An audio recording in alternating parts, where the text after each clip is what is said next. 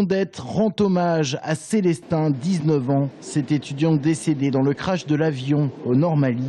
La mairie a ouvert un registre pour recueillir les condoléances des Fondettois. Aujourd'hui, les amis de Célestin se sont réunis et nombre d'habitants, parfois des proches, sont venus témoigner de leur soutien à la famille, comme ces deux anciennes professeurs. Je crois même avoir été son professeur principal en 5e. C'est un enfant attachant, toujours gai. Et ça m'a énormément peinée quand j'ai appris cette triste nouvelle. Et je ne concevais pas de ne pas me manifester d'une manière ou d'une autre. Et voilà, c'était la seule façon de le faire pour l'instant. J'étais la professeure de Célestin aussi, professeur d'anglais. On est allé en Angleterre ensemble. C'était un garçon vraiment très drôle et auquel j'étais très attachée. D'ailleurs, je le revoyais souvent régulièrement. Il me donnait de ses nouvelles et j'ai eu sa sœur aussi comme prof principale. Donc je connais très bien la famille et je voulais vraiment leur signifier ma douleur pour eux. Le registre sera ouvert en mairie de Fondette jusqu'à vendredi. La municipalité qui a également décidé de prendre en charge le billet d'avion du père et de la sœur de Célestin pour retourner au Mali, rejoindre la famille restée sur place.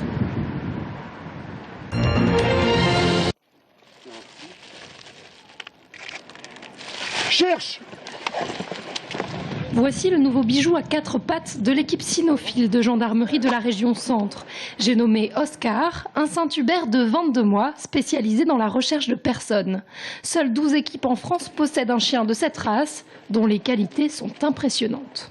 On a actuellement des recherches positives, des découvertes de personnes jusqu'à 4 jours, 4 jours et demi après la disparition de la personne. Avec un chien traditionnel, on atteint des limites à partir de 24 heures. Après, il peut travailler sur tout type de terrain, donc, notamment en urbain, même vraiment dans des très grandes agglomérations.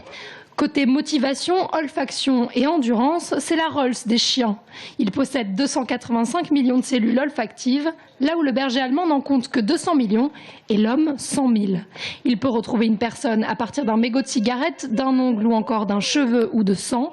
Mieux encore, il est capable de retrouver une personne à partir d'un objet touché par une dizaine de personnes en faisant abstraction des autres odeurs. Des qualités qui font de lui le meilleur allié pour 2 types d'interventions, les recherches de malfaiteurs ou de preuves et les disparitions inquiétantes. Il a effectué jusqu'à maintenant une dizaine d'interventions.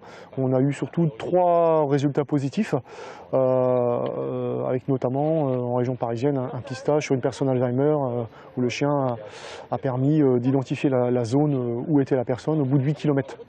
Pour parvenir à ce niveau, Oscar a reçu une formation de 18 mois. Mais sa carrière est fatigante puisqu'il concentre quasiment toutes ses fonctions vitales sur la recherche. Aussi, d'ici 8 ou 9 ans, il sera temps pour lui de prendre sa retraite.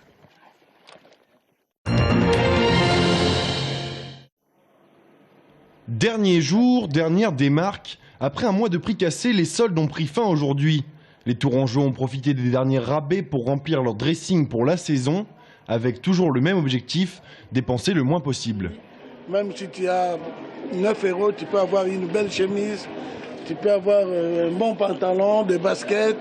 Avec 20 €, tu peux sortir avec beaucoup de trucs. Mais vraiment, à partir d'aujourd'hui, les jours qui suivent, je veux beaucoup acheter parce qu'ils ont rabaissé maintenant. Les prix, vraiment, c'est vraiment bas, plus bas.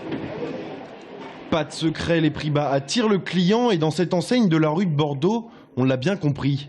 Entre 50 et 70% de réduction sur l'ensemble du magasin, de quoi ravir le Tourangeau, mais aussi le touriste.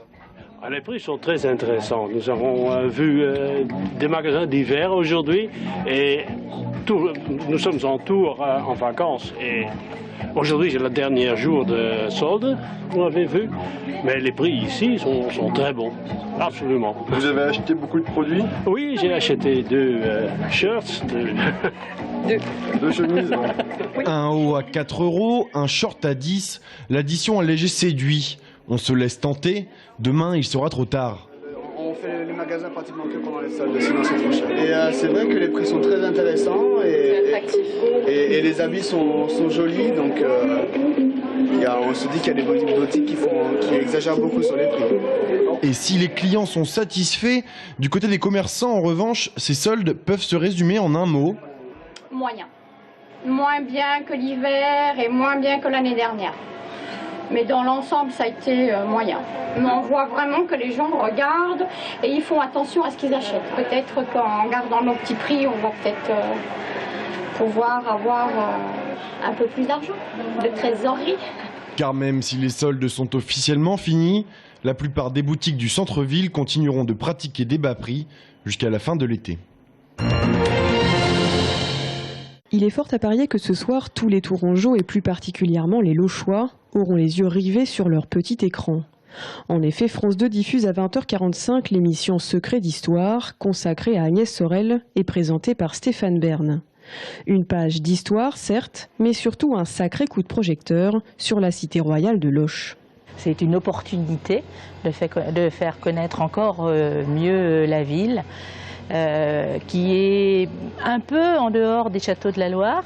Donc c'est toujours un peu plus compliqué de venir jusqu'à nous, mais on attend vraiment beaucoup aussi de cette émission. C'est déjà une ville assez touristique, donc c'est pas impossible qu'effectivement, surtout avec Stéphane Bern, beaucoup de gens regardent, donc c'est pas impossible. On attend de voir l'émission ce soir, pour savoir si elle est vraiment bien, voilà, est-ce qu'il pourra attirer les gens. Car une émission comme celle-ci peut avoir de belles retombées sur la culture et l'économie locale. Une véritable manne commerciale et touristique donc, sur laquelle comptent les Lochois. C'est bon pour le commerce ou pas? Ah, très bien, ce n'est que bien pour la ville de Loches, en plus de parler d'Agnès Sorel. On s'attend aussi surtout à bénéficier d'une autorité nouvelle et d'une meilleure,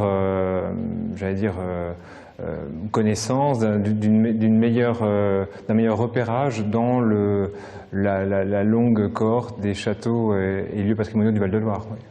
Pour Pascal Dubrizet, écrivain et amoureux d'Agnès Sorel, c'est également une belle manière de parler de cette dame de beauté au sens noble du terme, qui fut la maîtresse de Charles VII au XVe siècle.